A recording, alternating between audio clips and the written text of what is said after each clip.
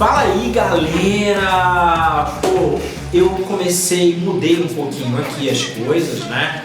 Eu vou fazer uns vídeos curtinhos, é mais um pensamento filosófico, não que eu seja filósofo, muito pelo contrário, mas eu quero compartilhar uma linha bem curtinha de linha de pensamento. Eu quero me comunicar com vídeos mais curtos, porque muita gente não tem tempo e os meus vídeos estão se estendendo para 30, 40 minutos e eu vou deixar cada detalhe para o livro que eu vou lançar. Estou aí ralando entre tatuar, corrigir o livro junto com uma pessoa, né, e fazer a publicação. E a publicação não será impressa, eu vou publicar pela Amazon, será em PDF. Hoje eu quero trazer aqui para vocês um tema que muita gente que vive fora da instituição religiosa, né, e que na verdade eles chamam de desviados, outros de desigrejados, gente que hoje não frequenta uma instituição religiosa, e para muita gente que está lá dentro, ela acha que você saiu, que você não tem mais vida com Deus. Algumas pessoas acabam chutando o pau da barraca mesmo, cada um conhece a sua vida, mas de fato, se você se desligou, seja bem-vindo, parabéns, mas eu espero que você esteja melhor do que antes. O tema de hoje é dízimo e oferta. Que relação que você tem com isso, ou que você teve, as suas crenças em relação disso, mas eu posso falar de mim. A minha relação com dízimo e oferta, eu sempre achei que eu tinha que dar para receber. Aliás, na antiga aliança, né, nos textos bíblicos, sem hermenêutica, as pessoas acreditam que se você der, e você tem que receber de volta porque Deus é obrigado a te dar. Eu sempre acredito, hoje, eu acredito que isso é uma relação muito promíscua, muito prostituída, do que a gente chama de a lei da oferta. Você entrega para Deus te entregar. As pessoas tendem a acreditar que quanto mais elas derem, mais elas vão receber. Mas será que essa relação não é da antiga aliança? Não se aplica à nova? Já pensou nisso? Pois é uma relação promíscua, é uma relação prostituída. Para quem não sabe, né, eu era da zeladoria da instituição religiosa da qual frequentei durante 15 anos. Por que eu fui para a zeladoria? Porque nos vídeos anteriores eu explico que eu não podia trabalhar e etc, porque eu sou tatuador e a igreja não aceitava tatuador trabalhando na instituição religiosa. Isso muito devido, já falei aqui, do Ministério de Cura e Libertação, que atuava de forma assídua dentro dessa instituição. E aí, porque um cara fez uma tatuagem, também explico nos vídeos anteriores, um presbítero fez uma tatuagem na mão, o pastor fez uma reunião com a galera, né, depois dele ter se desligado, ido para outra instituição e assim por diante, o pastor permitiu que eu entrasse em qualquer ministério, que ele me daria a carta branca. E diante de mais 17 pessoas, numa reunião de desligamento do antigo presbítero, casal de presbíteros, ele disse o seguinte: você pode trabalhar em qualquer ministério, eu te dou carta branca, porém eu não quero que você seja influência para ninguém. Ou seja, ele não queria que eu estimulasse as pessoas da instituição religiosa dele. Isso é uma coisa que ele acaba não contando, ou seja, que não fizessem tatuagem. Ou seja, um cara preconceituoso. Será que eu posso dizer mais algumas palavras que eu diga que ele era um cara preconceituoso? Falando da zeladoria, eu não tenho o que falar das pessoas. Era um ministério, que eles chamam de ministério, né? Totalmente de pessoas que não concorriam entre si. Era muito legal. E o líder em questão, muito comprometido com a instituição religiosa e com, de fato, o que ele chama de obra de Deus, né? Mais uma vez, uma relação prostituída de você achar que está trabalhando para a obra de Deus e que você pode ofertar de alguma forma o seu trabalho, as suas primícias, ao invés de entregar financeiramente os seus recursos, que na época também ele estava desempregado, hoje eu espero que ele esteja muito melhor, em condições muito melhores. Lá na zeladoria, depois da gente lavar a igreja, arrumar os bancos, as cadeiras da igreja, trocar os lixos do banheiro, a gente organizava os toaletes e lavava mesmo. A zeladoria, ela era muito unida. Tinha pessoas de várias células, tinha gente de vários ministérios que atuavam de forma bem assídua, né? Assim que eu posso falar, de forma prática e comprometida na zeladoria da instituição religiosa. Nessa instituição religiosa, eu via que na zeladoria existiam pessoas que não queriam, de fato algum, ter destaques ou serem alguma referência dentro da instituição. Elas literalmente estavam comprometidas com o que eles chamavam de obra de Deus. Eu também fazia parte, e eu acreditava que era uma função fundamental, assim como muitas outras, mas essa era de fato o que fazia com que as pessoas entrassem e a igreja tivesse, instituição, prédio, tivesse limpa e organizada. Acho isso fundamental. Eu observei que dentro desse lugar, que é o Ministério de Zeladoria, existiam algumas classes sociais. Não eram as mais abastadas, né? Porque gente abastada quer fazer parte do diaconato, presbítero, que nem são funções, são essas funções, algumas delas é que limpam a igreja, né? A zeladoria é um ministério de gente que tem realmente comprometimento e a seriedade com a instituição, com a higiene e etc, para receber as pessoas que muito menos vão conhecer você ou reconhecer você. A gente não buscava reconhecimento. Eu comecei a observar que dentro desse ministério existiam pessoas de poder aquisitivo mais inferior e um ou outra tinha um poder aquisitivo mais superior. Gente de grana, que trabalhava de forma honesta e conquistava suas coisas. E lá dentro, a gente tinha o hábito de, depois que limpar a igreja, de organizar os toaletes, limpeza e várias outras atividades, a gente tinha o hábito de cada um levar alguma coisa e comer, fazer uma refeição. Quando a gente limpava toda a igreja, a gente descia, se reunia com a galera e fazia uma oração. A gente era bem unido. Essa sala era lá no subsolo da igreja. Lá a gente acaba conhecendo um ou outro, um que era de uma célula, um de outro, e acabava conhecendo. De fato, a gente se conhecia melhor e sabia quem era o outro. Isso é muito importante. Às vezes os ministérios ajudam muito isso, né? A gente conhece de fato as pessoas. Lá estava reunido nesse dia o líder da zeladoria e houve um comentário, né, que tinha algum irmão da igreja que passava por uma dificuldade, um irmão do nosso ministério. Logo eu me propus e eu falei, a gente não pode ser solidário a ele. O líder da zeladoria disse que precisava investigar melhor se havia falta de algum item de emergência e algo que fosse já prioridade. Falei, ok, beleza, vê aí o que a gente faz. Cara, aí como a minha mente já começou a mudar dali pra frente, né? Entramos num assunto que as pessoas ali envolvidas acabou levantando. É uma questão específica. Eu disse o seguinte, eu contribuo todos os meses com essa comunidade. Já que esse irmão passa por alguma dificuldade, todos os meses, né, naquela época, eu contribuía todos os meses com o meu dízimo ou com uma oferta, fruto do meu trabalho de tatuagem. Esse o pastor não questionava, né? O meu trabalho era reprovado, mas o meu dízimo e oferta ninguém perguntava o destino, né? Aí tem gente que vai falar assim, mas a gente ora para Deus abençoar. Malandragem, muita malandragem. A tatuagem você não quer, né? Mas meu dinheiro que vem da tatuagem, o cara nem perguntava. Malandrão. Eu contribuo todos os meses com os dízimos e ofertas aqui.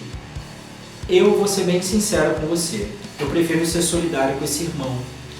Porque ele está aqui com a gente, ele tem uma necessidade. Às vezes o cara paga aluguel, não tem. Não que eu ganhe muito, muito pelo contrário. Com o meu trabalho eu pago as minhas contas e não sobra muito.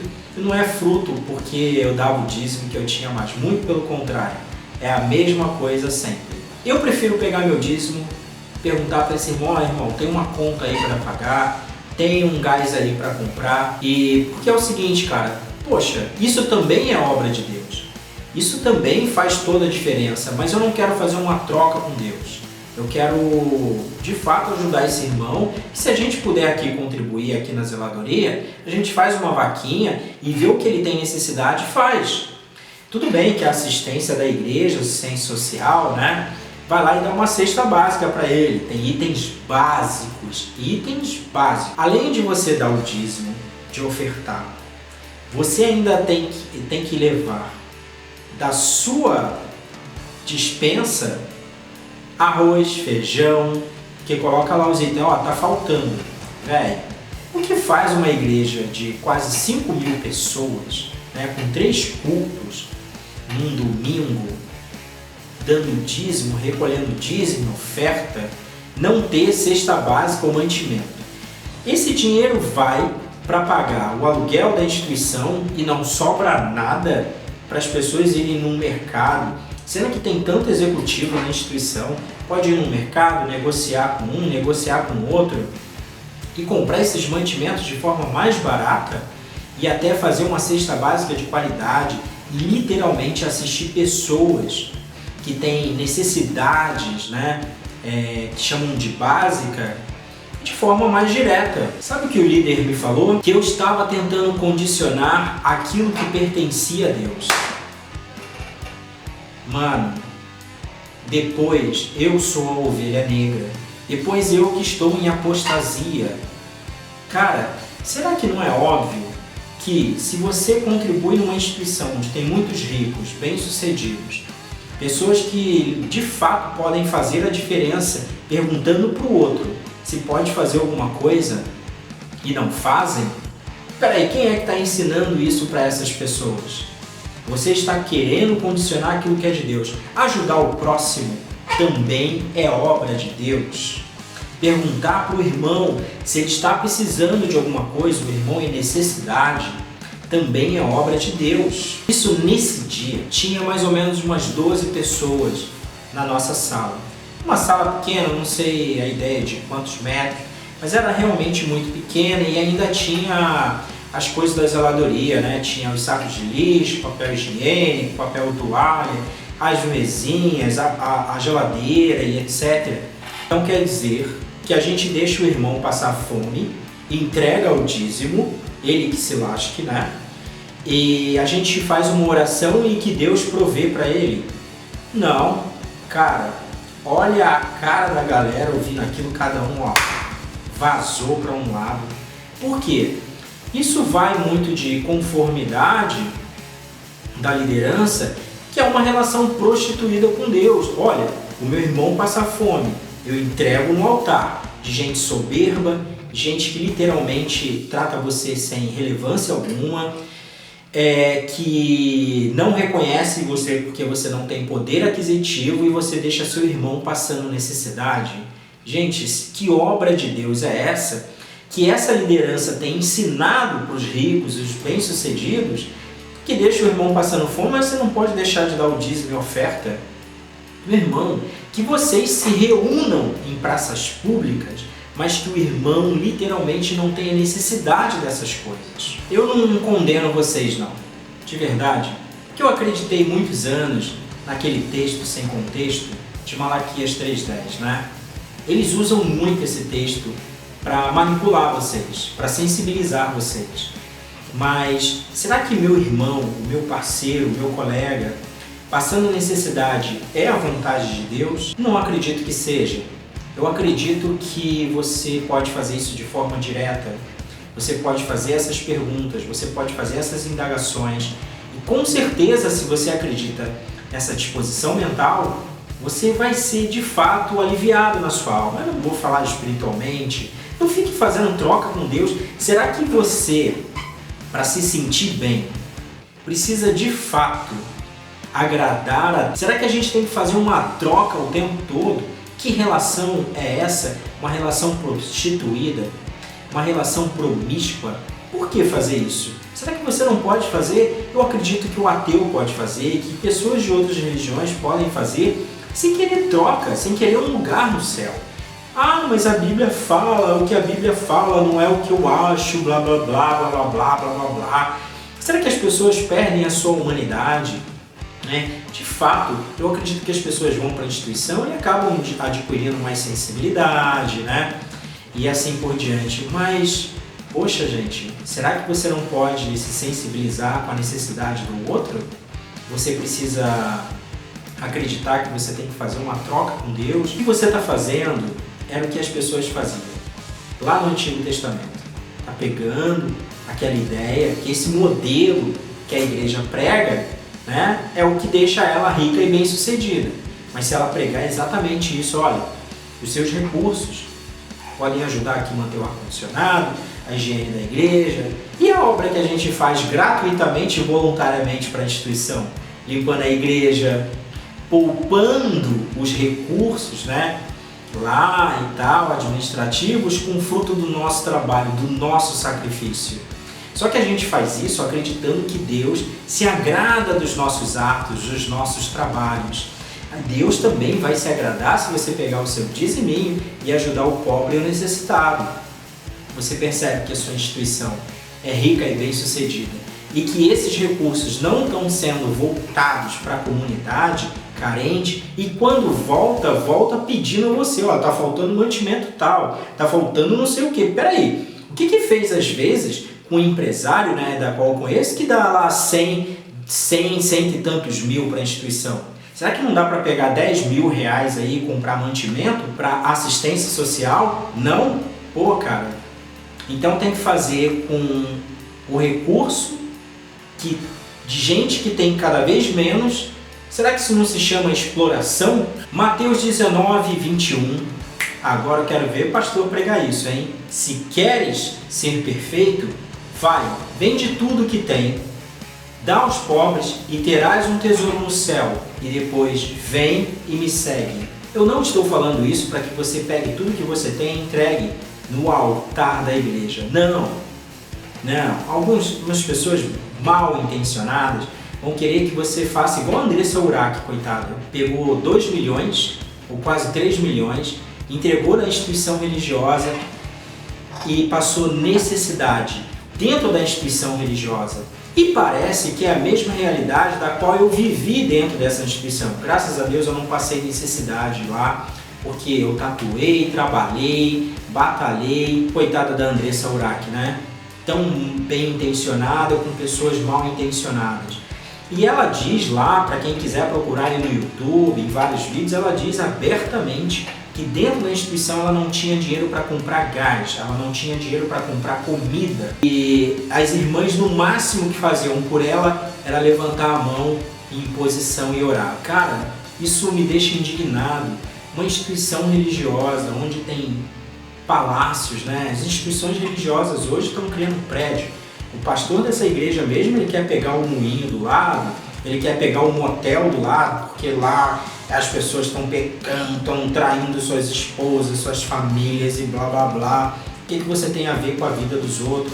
Na verdade, essas pessoas querem usar você, os seus recursos, porque entra tanto recurso que o cara quer pegar o terreno do lado, o terreno do outro, para expandir o seu negócio, e quanto maior ele for, mais grana entra. Será que você não vê? E a quantidade de pessoas dentro da instituição que estão passando necessidade? Talvez elas não estejam falando. Por quê? Porque não pode condicionar aquilo que é de Deus. Então deixa que seu irmão passe fome, igual a nossa amiga e irmã Andressa Urach, que conta isso abertamente, que infelizmente a instituição religiosa está condicionando a sua mente dessa forma para que você entregue tudo para eles. E o irmão, ó, que passe fome.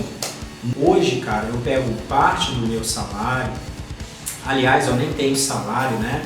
Que precisam, que têm necessidades específicas de alimento, e eu mesmo pego e faço. Eu não estou aqui contando isso de forma soberba, porque eu não estou preocupado se eu vou ter um tesouro no céu e etc. Apesar que a Bíblia me dá referência disso, que tinha um centurião lá, que ele fazia tanta caridade, tanta obra, que chegou no céu, né, como se fosse uma escada, e Deus se agradou de tudo que ele fez.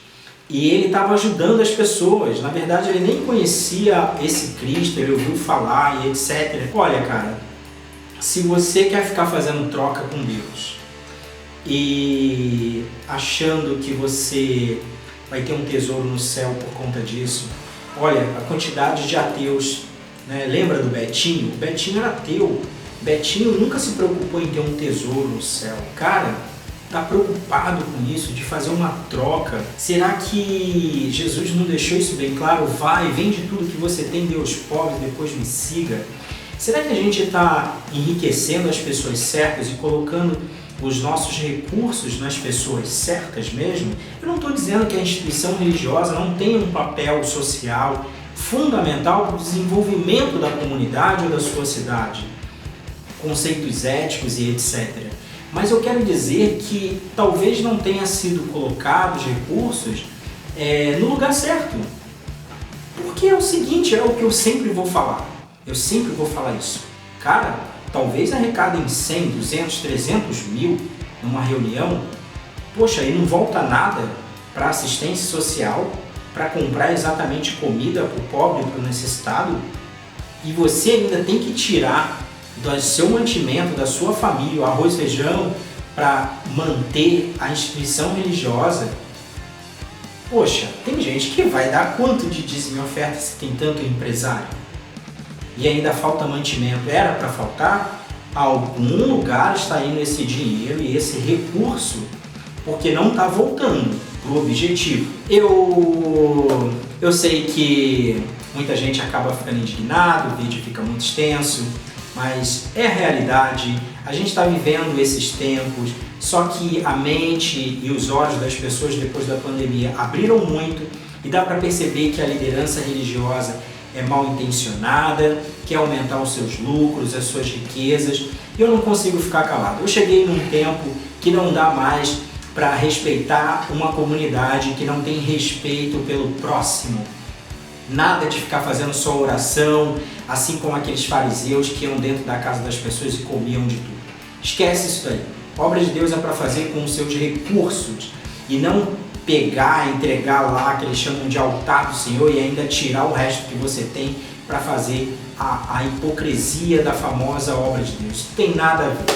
Beleza? Muito obrigado mais uma vez. Eu espero que você dê seu like aí, mesmo se você não gostou, tá? Me leve para casa, compartilha. Olha esse cara aqui, olha que cara mais ridículo, que canal ridículo, tá falando mal da obra de Deus. Compartilha, faz o que você quiser. Mais tatu e menos religiosidade é a ideia do canal. Valeu! E eu me mantenho com o fruto do meu trabalho com tatuagem e aplicação de piercing.